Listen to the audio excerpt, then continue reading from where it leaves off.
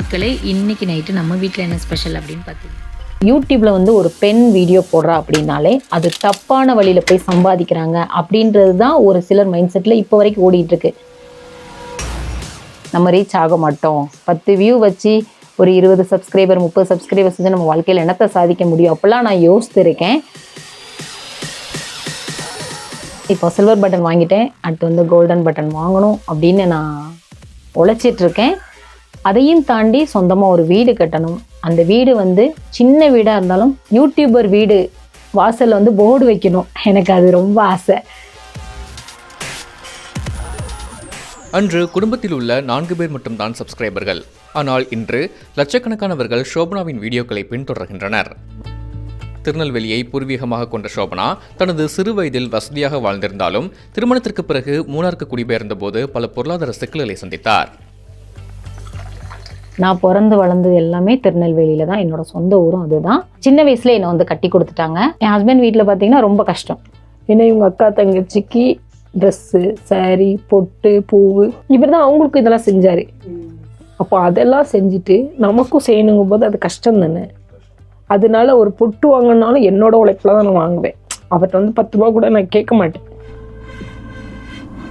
இதனால் கணவரின் சுமையை குறைக்க நினைத்த ஷோபனாவுக்கு யூடியூப் கை கொடுத்தது. தன் மொபைல் போனை கொண்டு அவர் பதிவு செய்த சமையல் மற்றும் மூணார் தொடர்பான வீடியோக்கள் யூடியூப் மற்றும் இன்ஸ்டாகிராமில் வரவேற்பை பெற்றன. ஃபினான்ஷியலாக நாங்கள் ரொம்ப டைட்டில் இருந்தோம், ரொம்ப கஷ்டமாக இருந்துச்சு வீட்டில். அந்த டைமில் தான் எனக்கு இந்த யூடியூப் பற்றி நான் வந்து தெரிஞ்சுக்கிட்டேன். இந்த யூடியூப் வச்சு நமக்கு ஏதாவது ஒரு சப்போர்ட் கிடச்சிச்சு அப்படின்னா நம்ம குடும்பத்துக்கு நம்ம கை கொடுத்துக்கலாம் அப்படிங்கிற ஒரு நம்பிக்கையில் நான் தொடங்கினேன். மூணார் போன்ற மலைப்பகுதியிலிருந்து சமூக வலைதளங்களில் தொடர்ச்சியாக வீடியோ பதிவிடுவது சாதாரண காரியமல்ல. இணையத்தின் வேகம், மின்சார சிக்கலை கடந்து சுற்றியிருந்தவர்களின் விமர்சனத்தையும் தாண்டி வீடியோ பதிவிடுவது ஷோபனாவுக்கு சவாலாகவே இருந்தது.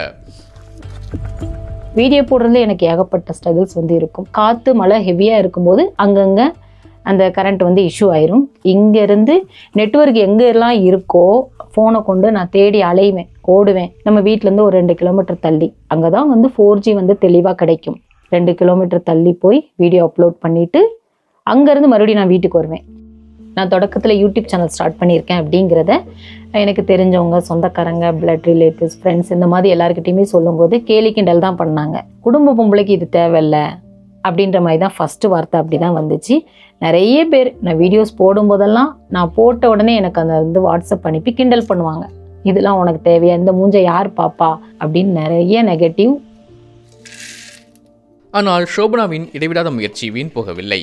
அவர் பதிவிட்ட ஒற்றை வீடியோ அவரின் ஒட்டுமொத்த வாழ்க்கையை மாற்றியது. ஸ்டார்டிங் டேஸில் நாங்களும் நிறைய வீடியோஸ் வந்து போட்டோம். ஒரு வீடியோ அப்லோட் பண்ணிவிட்டு 5 வியூ 10 வியூ தான் மொத்தமே போகும் ஒரு வாரத்துக்கு. எங்கள் வீட்டில் 4 ஃபோன் இருக்கும், 4 வியூஸ் தான் போயிருக்கோம். வேறு யாரும் எங்கள் சேனல் பார்க்க மாட்டாங்க. ஒரு நாள் கரண்ட்டு கிடையாது. அப்போ நான் கிச்சனில் வந்து மெழுகுபர்த்தியை பொருத்தி வீடியோ எடுத்து போஸ்ட் பண்ணேன். அது நிறைய பேருக்கு வந்து பிடிச்சிருச்சு. ஏன்னா நான் என்னுடைய சூழ்நிலை அதுதான். எந்த செயற்கைத்தனமும் இல்லாமல் இயல்பாக இருந்த ஷோபனாவின் வீடியோக்களை பலர் ரசிக்க தொடங்கினர். இதனால் யூடியூபில் வருமானத்துடன் பல நல்ல உறவுகளையும் அவர் சம்பாதித்திருக்கிறார். இதெல்லாம் ஆரம்ப கட்டத்தில் என்னை நெகட்டிவாக காமிச்சிச்சோ அதுதான் எனக்கு வந்து இப்போ வந்து ப்ளஸ் ஆகிருக்கு. மக்கள் வந்து என்னை எதுக்கு ரசிக்க ஆரம்பித்தாங்க அப்படின்னு பார்த்தீங்கன்னா என்னுடைய இயல்பு. எத்தனையோ பேர் வந்து வீடை செட் பண்ணுறாங்க, மேக்கப் பண்ணுறாங்க, நல்ல ஆடம்பரமாக ட்ரெஸ் பண்ணுறாங்க. அந்த மாதிரி வீடியோஸ் எடுத்து போடுறத மட்டும்தான் மக்கள் பார்ப்பாங்க அப்படின்னு நினச்சிட்ருக்காங்க. பட் அப்படி கிடையாது. நான் மெழுகுபர்த்தி பொருத்தினதை ரசித்தாங்க, விறகடுப்பில் சமைச்சதை ரசித்தாங்க. இந்த இயல்பு வந்து மக்கள்கிட்ட ரொம்ப ரீச்சு. நான் யூடியூப் ஸ்டார்ட் பண்ண ஆரம்ப காலத்தில் பார்த்தீங்கன்னா எனக்கு 8500 ரூபா தான் ஃபஸ்ட்டு பேமெண்ட்டே வந்துச்சு. அதுக்கப்புறம் பெருசாக எனக்கு இன்கம் வரல. இப்போது நான் தொடக்கத்தில் வாங்கின அமௌண்ட்லேருந்து இப்போ 2-3 மடங்கு அதிகமாக வந்திருக்கு.